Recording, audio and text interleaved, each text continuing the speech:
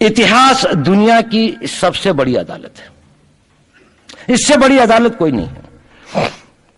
Supreme court में क्या हुआ, हाई कोर्ट में क्या हुआ, लड़ाई के मैदान में क्या हुआ, इलेक्शंस में क्या हुआ, ये सब बातें आती हैं, चली जाती हैं। बाद में रह जाता है केवल इतिहास। और इतिहास का निर्णय हमेशा उसके पक्ष में गया है जो शक्तिशाली था। इसने कभी उसका साथ नहीं दिया जो न्याय के साथ था, जो सही था। अगर ऐसा होता तो दिल्ली में बाबर रोड होती है, बाबर रोड है लेकिन राणा सांगा रोड नहीं है, क्योंकि बाबर आया, विजयी हुआ, राणा सांगा हार गया। भारत की हिंदूशाही किंगडम अफगानिस्तान से होती सिकुड़ती सिकुड़ती सिकुड़ती यहां तक नहीं आ जाती।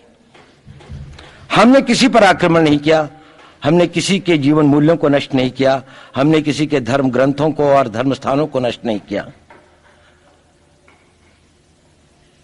शायद हम न्याय संगत थे, शायद सत्य भी हमारे पक्ष में था, लेकिन शक्ति हमारे साथ नहीं थी। इसलिए इतिहास ने हमें उसकी सजा दी। इतिहास ने हमेशा उनको सजा दी जिन्होंने विचारों को कर्म से और न्याय को शक्ति से अधिक महत्व दिया।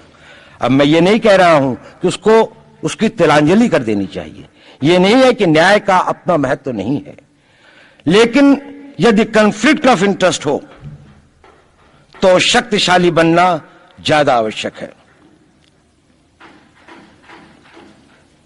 भारत धर्मगुरु भी तभी बनेगा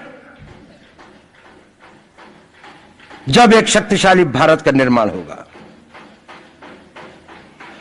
जिन लोगों ने भारत के ऊपर आक्रमण किया, भारत के ऊपर राज किया, इस प्रकार से राज किया कि राज करते वक्त, जाते वक्त अपने गुलामों से कह दिया कि तुम राज कर लो, हम तो जा रहे हैं, तो यहां पर गुलाम वंश भी बन गया। अगर हम लड़ाई के वॉरफेयर के उसूलों से देखें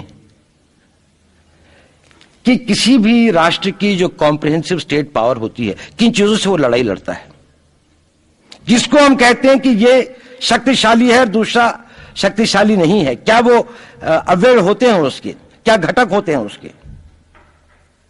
तो भारत के पास जनशक्ति, धन शक्ति, ज्ञान की शक्ति, टेक्नोलॉजी की शक्ति, और जिन लोगों ने आक्रमण किया उनकी शक्ति को अगर हम ये देखें तो शायद 1 और 1000 का अनुपात भी नहीं होता।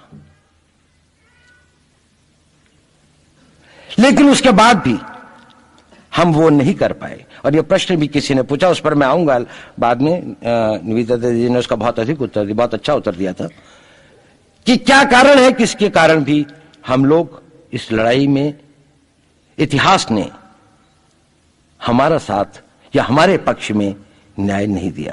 क्या कारण है कि कश्मीर में हम लड़ रहे हैं, जिन्होंने हमारे ऊपर आक्रमण हो रहा है, हमारे ऊपर बाहर से लोग आकर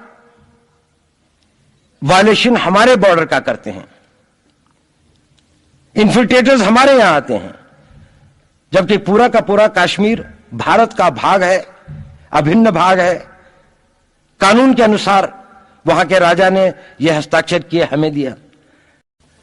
क्या कारण है कि करोड़ों की संख्या में बांग्लादेश से लोग भारत में आते हैं, हम बाड़ लगाते हैं, वो लोग वहां से मना करते हैं कि आप हमारे आदमियों को आने दीजिए, और हम कुछ नहीं कर पाते। और भारत में 2 करोड़ नागरिक रहते हैं, हम हर एयरपोर्ट के ऊपर में इमिग्रेशन की चेक पोस्ट लगाते हैं कि कहीं पर कोई एक आदमी बिना पासपोर्ट के या बिना वीजा के भारत में प्रवेश न कर जाए। यहां पर लाखों की संख्या में, करोड़ों की संख्या में लोग आते हैं। सुप्रीम कोर्ट भी ये वो करता है कि जिन लोगों ने, जो इसके लिए जिम्मेदार हैं, उन्होंने जो काम किया है वो भारत के ऊपर आक्रमण के बराबर काम किया है। और वही सरकार उस सुप्रीम कोर्ट के 25 जुलाई 2005 के निर्णय के 3 दिन के अंदर में एक नया अध्यादेश जारी करके उन सारे के सारे कानूनों को फॉरेनर्स एक्ट के अंदर में इनकॉर्पोरेट कर लेती है, क्योंकि जो वो IMDT एक्ट था उसको सुप्रीम कोर्ट ने नल एंड वॉइड कर दिया। ये सब बातें हमें सोचने और समझने की आवश्यकता है। एक कारण, मैं ज्यादा चीजों में नहीं जाना चाहता, इतना समय भी नहीं होगा, कि भारत विदेशों से इतना नहीं हारा। अंग्रेजों ने भारत के खिलाफ कोई लड़ाई ऐसी नहीं जीती जिसमें कि अंग्रेजों की फौज में भारतीय सिपाही नहीं थे।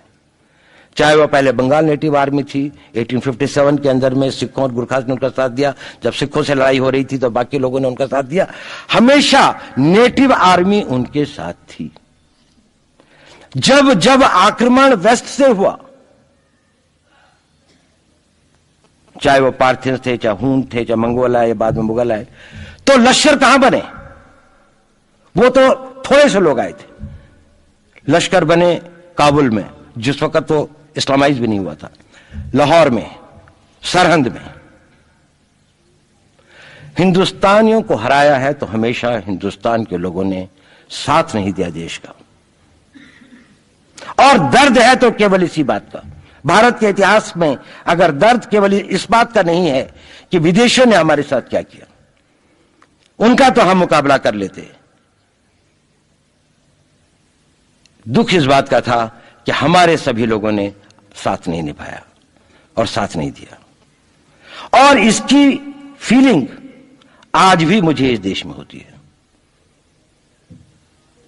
और भारत को आंतरिक बाह्य शक्तियों से जो सबसे बड़ा खतरा है, वो खतरा इस बात का है कि हमारे अपने लोग ही कहीं राष्ट्र की सुरक्षा, राष्ट्र की अस्मिता, राष्ट्र के गौरव का सौदा न कर बैठे, अपने आज के सुख के लिए अपने भविष्य को अंधकारमय न कर दें। और इसके लिए जो जागरूकता चाहिए, इसके लिए जो ताकत पैदा करनी है, वो ताकत केवल समाज के अंदर भी पैदा की जा सकती है। उसको केवल आप लोग कर सकते हैं, वो केवल आज की युवा शक्ति ही कर सकती है।